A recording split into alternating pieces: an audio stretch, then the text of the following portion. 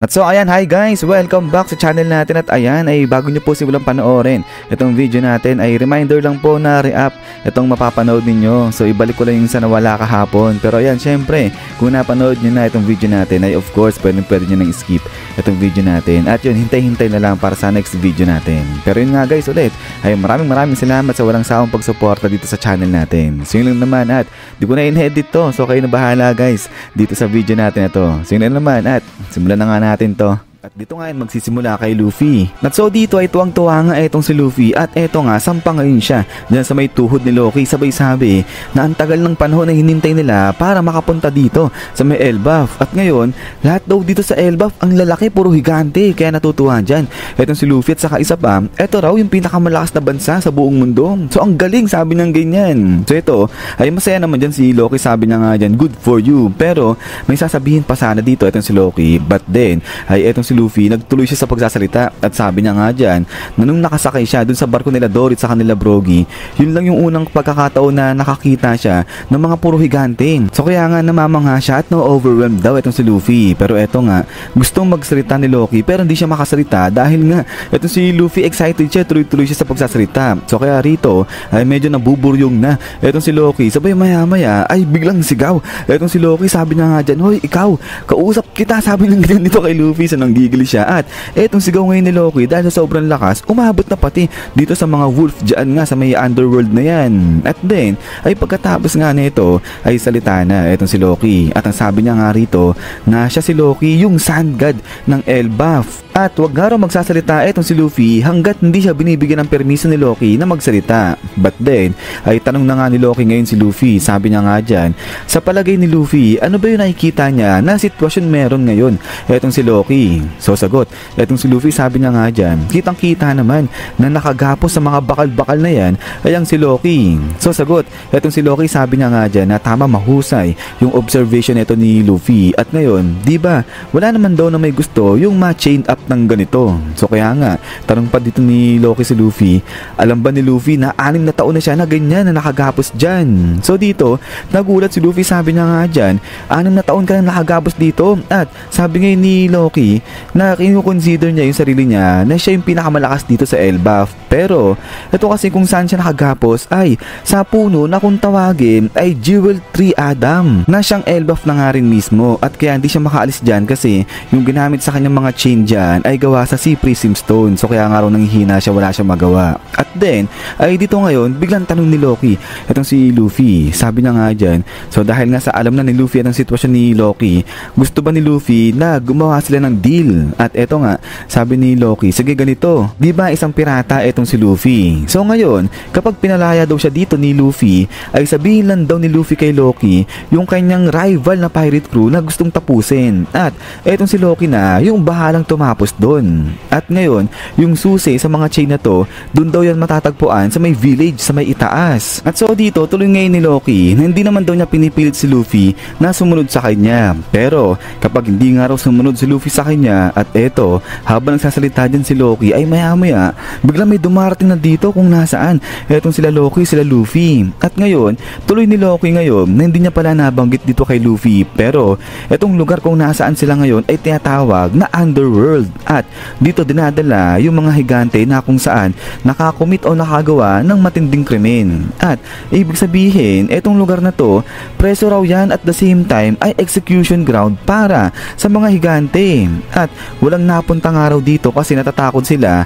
dahil meron nga raw dito na mga mababangis na beast. At then ay dito na nga nagsilabasan ngayon itong mga malaking halimaw na to. So dito parang papasiglab pa sila sa harap ni Luffy. Pero ito si Luffy pinagmamas ng maigi lang itong mga halimaw na to. At then pagkatapos nga niya nisbam.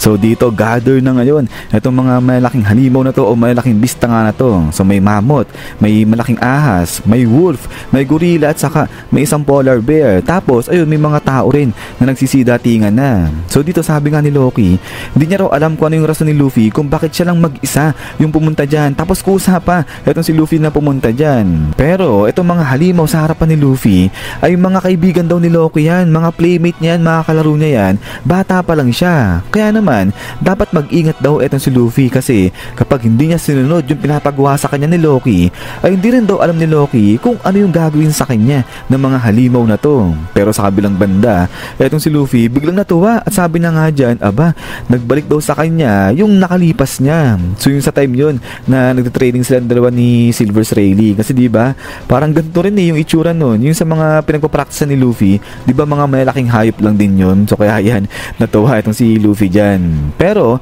eto nga tuloy ni Loki ngayon na yung mga maliliit daw dyan, yung mga tao dyan, yan yung mga gustong makipaglaban sa Elbaf. At eto, nakasuot sila ng robe o ng coat na babaho para nga raw itabo yung mga halimaw o yung mga hayop yan sa underworld. Pero ganun pa rin naman daw, same lang din, dinedeli lang daw nila, pero parang mga patay na raw yung mga yan kasi talagang di may iwasin mamamatay din yan, sabi ng ganyan kay Luffy. So itong mga to, sabi nga nila, grabe naman daw itong si Loki. Pero eto nga, sabi ngayon ng mga tao na to na siguro naman di sila papabagsakin ng kung sino na yan, katulad nung ginawa ni Shanks na pinabagsak nga sila dyan. So dito, nagulat si Luffy, sabi niya nga dyan, anong sabi mo Shanks? At din pagkatapos nga niyan, ay eto nga, biglang talon si Luffy papunta doon na sa kamay nung gorila. At eto nga, ay parang anlambing na kay Luffy ng mga halimaw na to. So dito nagulat nga dyan etong mga tao, pati na rin si Loki, sabi nila, sino ba to? Paano daw ba niya nagawa na itim etong mga halimaw? At din pagkatapos nga niyan, ay eto nga, talon na, lipad etong si Luffy papunta dyan kay Loki. Sabi niya nga dyan, pupunta si Shanks dito, kilala mo si Shanks? Sabi niya ganyan. So ito, tawa-tawa si Loki, sagot siya, sabi niya nga dyan, kung tinutukoy mo ay yung duwag na si Shanks, oo, pumunta siya dito, sabi niya ganyan. At din pagkatapos nga niyan, is bam! So dito, bigla nagalit si Luffy, bigla siyang transform sa kanyang Gear 4. At then after nga niya, is bam! So dito, bigla nang binanatan etong si Loki dyan. Pero buti nga, nakailag etong si Loki dyan sa suntok ni Luffy. So grabe, gigil na gigil at galit etong si Luffy dyan. Pero eto nga, bilang salita etong si Loki, sabi niya nga dyan na nagbibiro lang siya patungkol nga sa sinabi niya na duwag si Shanks. So joke lang daw. So dito nagugulat yung mga tao. At then pagkatapos nga niyan, ay lapag ngayon dito etong si Luffy. Sabi niya nga dyan na kahit o nagbibiro lang etong si Loki, sa susunod, huwag niya nang babanggitin yung ganyang klaseng biro. So grabe, pati yung mga kinakatakutang halimaw dito natakot na kay Luffy. Pero pagkatapos nga niyan, ay dito nga sa loob-loob ni Loki ngayon, nagagalit siya, naiinis siya. Sabi niya nga dyan, wala siyang palag, wala siyang magawa. At once na makalaya nga raw itong si Loki dyan sa mga bakal na yan, ay tatapusin niya kaagad itong si Luffy dyan. Pero ito nga, sabi ni Luffy, sa susunod nga raw ay huwag siyang gagalitin ito ni Loki. At kapag inulit niya pa na banggitin yan, ay ibabaon daw ni Luffy itong si Loki dyan sa puno na yan. So grabe, talagang galit na galit, gigil na gigil din dyan etong si Luffy kay Loki. But then ay pagkatapos nga niyan, ay eto, tanong ni Luffy si Loki ngayon na ano raw yung ginagawa dito ni Shanks, bakit siya pumunta? At saka isa pa, nandito pa rin daw ba sa Elbaf si Shanks? So sagot etong si Loki, sabi niya nga dyan na hindi niya sasagutin niya ng libre. At so pagkatapos dito sa side ni Luffy at saka ni Loki, ay talo naman dito yan pabalik sa may Castle Bridge kung nasaan na etong grupo nila Usopp. At eto, sabi ngayon ni Nami na kumapit sila maigi kasi biglang ang lakas nung shake nung bridge dito na tinatawid nila. At now, eto nga, biglang ginamit ngayon ni Usopp yung kanyang binoculars. At pagtingin niya, ay may tumatakbo na nga rito sa may bridge na nga na to. At labas na ngayon dito, etong si Road. So dito sabi ni Usopp, teka lang, ba't parang sunog yung tumatakbo dito sa bridge, para siyang kinidlatan. At eto nga, napagtanto nila na eto na yung Sun God na nagkulong nga sa kanila dun sa may castle. At then pagkatapos nga niyan, ay may kita rin dito na sa may likuran neto ni Road ay yung dalawa, etong si Goldberg nga at saka etong si Gerd, hinahabol na rin etong si Road dyan at bit na nila etong si Sunny. So dito, sabi nga nila, ano yung nangyayari dito? At etong si Zoro ay ayun, nakahanda na siya, sabi niya nga dyan, balak niya nang i-cut down etong si Road. Pero pinigilan siya ni Usopp, sabi niya nga dyan na wag, kasi baka mamaya ay mga kaibigan niya nung kanyang master si Dorit saka si Brogy. At ang gawin nila, magtuloy lang daw sila dito sa pag-akyat doon na papunta sa aming village. So kaya nga eto, dali-dali takbo na etong mga to. Sabi nga nila, kapag inabutan sila ng mga higante na yan, wala na, katapusan na nila. At so ayan, ay habang tumatakbo na etong sila Usopp papunta doon sa may village, ay sa kabilang banda naman ay etong sila Haru din ay nandito naman sa may underworld. At hinant nga nila etong dambuhalong moose na to. So dito tuwan-tuwa etong si Haru din, sabi nga niya dyan, sa wakas nahuli na nila etong creature na to. At saka wala kasi itong gantong klaseng creature dun sa may village sa sa may forest sa taas. At saka isa pa,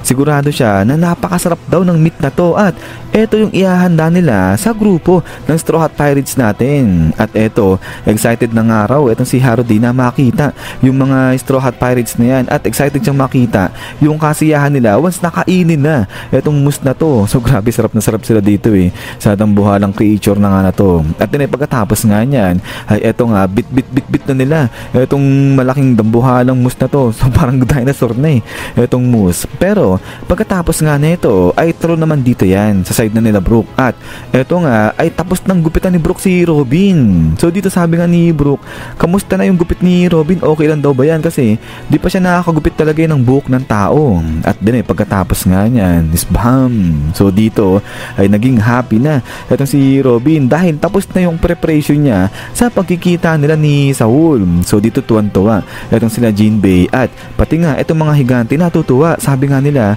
eto yung itsura at saka yung hairstyle ni Robin nung kasama niya pa si Saul nung bata pa siya. At eto nga, habang happy sila dyan ay etong si Robin ay medyo nagre-reminisce nga rin siya dito. Pero maya pa ay dito nga bumungad na sa harapan nila etong Elbaf at etong napakalaking puno na nga na to. Pero kasabay nga niyan ay dito sa kabilang banda ay may sumisigaw na ng higante at sinasabi na si Saul biglang tumumba at hindi na nga raw nagalaw.